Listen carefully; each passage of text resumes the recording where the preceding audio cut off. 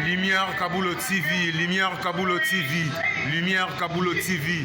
Réflexion avec R9 Fabrice, R9 Fabrice. Mobali Madeo, Balingaka, moi c'est l'olanga ninyango, nengosa salanga eleki makasi. Kaboulo TV yo, Lumière Kaboulo, réflexion. Réflexion,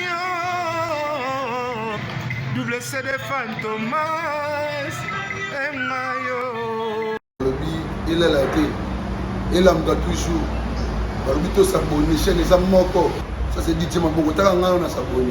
Bon, mon yango, YouTube, aux Zavana, Moko Gaga, réflexion, trop bandé, réflexion, lumière Kamboul, Yangwana, Balai qui est ça la biso bien.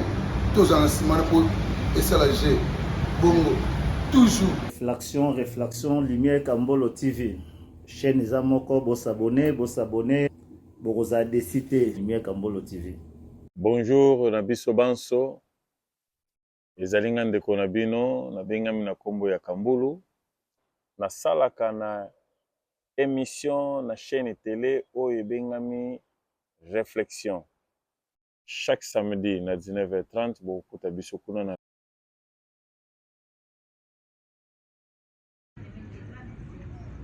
napesi mbote na bandeko nyonso oyo toza batali pe balandi ya réflexion nga love comme habitude toujours na kati ya réflexion na biso na ye kotuna motuna na biso ya lelo eza na ndeko mwasi kombo na ye Mado abali mobali na ye kombo na ye Jean wana aza na petite sœur na ye kombo na ye Sophie. Mais Sophie aza déjà mwasi ya libala. Boyebi ka tango to balaka to kutaka ba semeki eza na mwa moko mibale o makile tutanaka to komaka ba pire.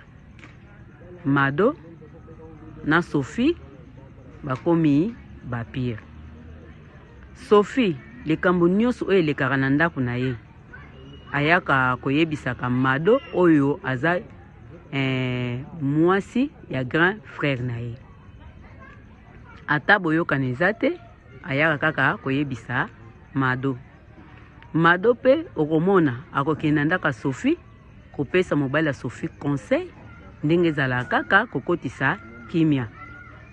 Me Mado na mobali ya Sophie baza bambanda parce que bango mibale babaleli esika moko. Donc babali famille moko. Mais Mado na Sophie bakomi na bango ba pire comme baza basemeki. Sophie pe ndenge ezala kaka toujours problème na ndako na ye akoya kaka epai ya Mado. Mais Mado na Jean nanu baboti te. Mado pe a continué à kokenda ndaka Sophie parce que Sophie aza petite sœur ya mobali na ye. Sophie pa lembite problème nyonso to baza nango matata na ndako ayebisa kaka Mado.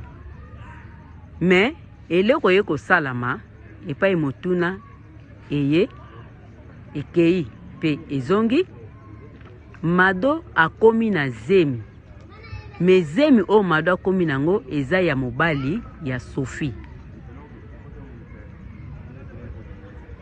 Est-ce que Mado abota ou bien alongola zemi? Yango eza motuna na biso